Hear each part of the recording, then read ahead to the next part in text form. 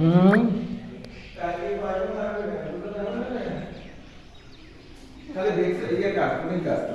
Shooting গেলে হয়ে যাবেন। আবার কি কাজ আছে?